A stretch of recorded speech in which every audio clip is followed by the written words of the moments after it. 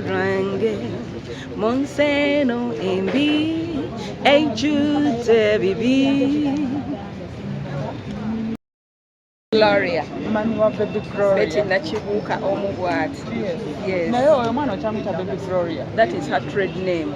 You know, like bw'omuyita Gloria abantu bajja tegeera ali goyogerako naye bw'ogamba baby Gloria omuntu ategeera baby Gloria ali omu mu Uganda. Awo olina omukyusa omwana kati akuze kati alina emyaka emeka. Yagamba ne wanafumbirwa like baby baba wajja muyita baby. Kati leka mbwe erinnya lye libeerewo ne wanakadi wagenda kubeera baby Gloria. Mwatulako ewaka ne mugamba kamukyuseemu omwana akyuse ku linnya afune ku linnya eddala muje erya baby Gloria. Ayagala erinnya lye ne woogenda ku Facebook osangako baby Gloria music. Yes, she loves her name. How old is she? She's 22. Yawezezza 22.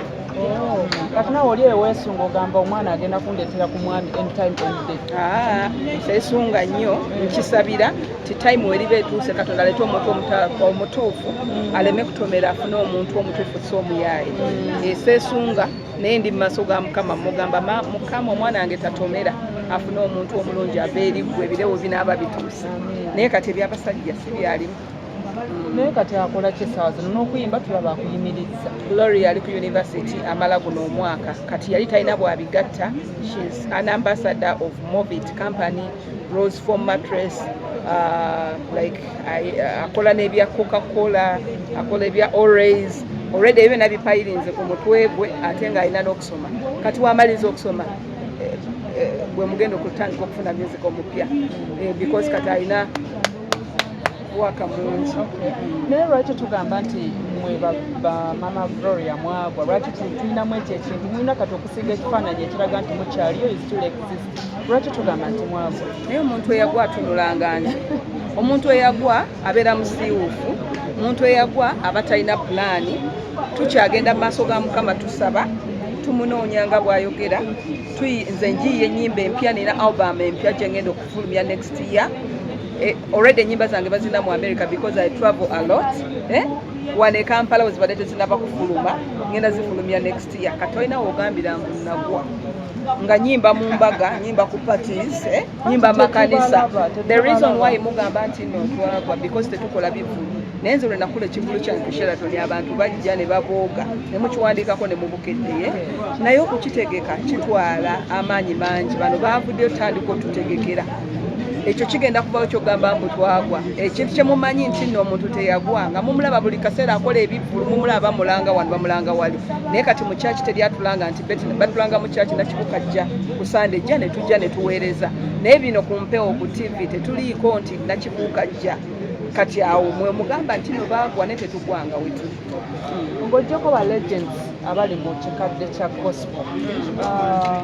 Bani boyinza okumenyerayo abalala ng'oggyeko gwe Namaganda mugenda mutaka ba Lengends oba? Mwali oyo omwana ayimbye akwatiridde music wa gospel. Bani awo abalala be tutalaba? Tulina Alabudde tali kuposta naye agenda kuyimba.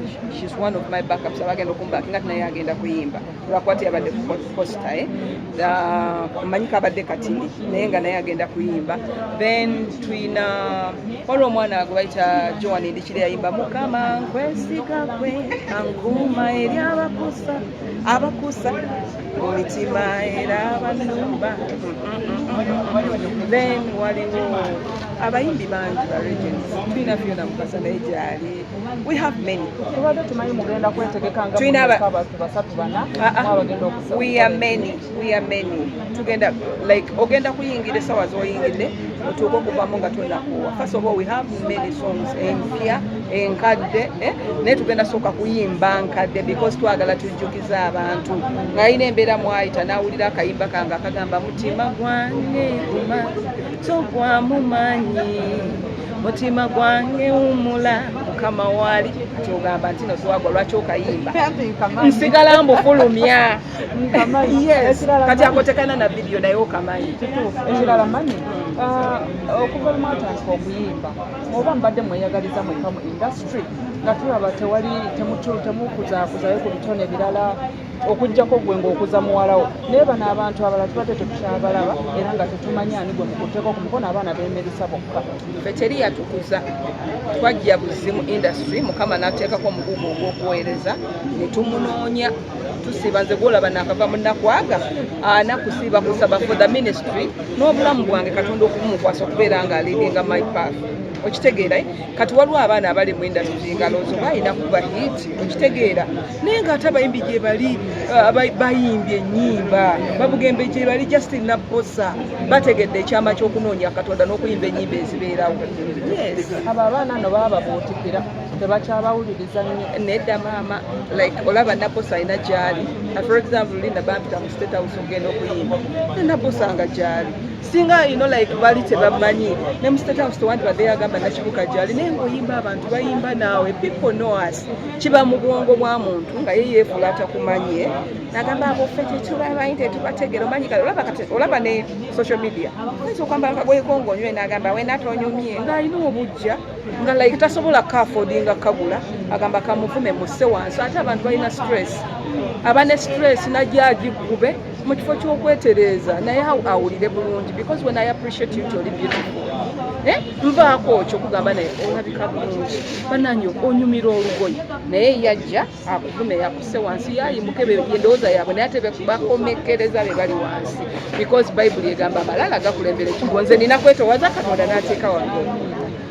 Ekibuuzo ekisembayo kikadde ono mwamutegesa ku lunaku lwe lumu n'abalina kikadde wasatula lwaki mwakikoze olunaku lwe lumu era lwaki temwegatta ne mugamba abawuliriza kikadde oli ne kikadde ono wa gospel be bantu be bamu kati temugenda kuleeta njawukana mu eri ebintu tuyimba nyimba eziryowo emyoyo sijja kubeera nga nyimba nga bwe nkuyimbidde nti abeerawo wakati nga biganye byonna nzize kulyowa muntu ono w'omunda ate male omulala gyagambe obanga yina obanga eyo nze ndyowa mwoyo bali b'entertaininga abantu baabwe tetulyowa myoyo Katonda tuyitira kulyowa myoyo anti awo eŋŋambira mwandyegasse ne mulyowa emyoyo eno nga oli bwadigiza omuntu ekizikiza tekyegatta na musana nze mmanyi amazima kati sisobola kgenda mu show yaabwe ate nyimbe wabeerawo era ekikontano ojja kwekanga nga bikontana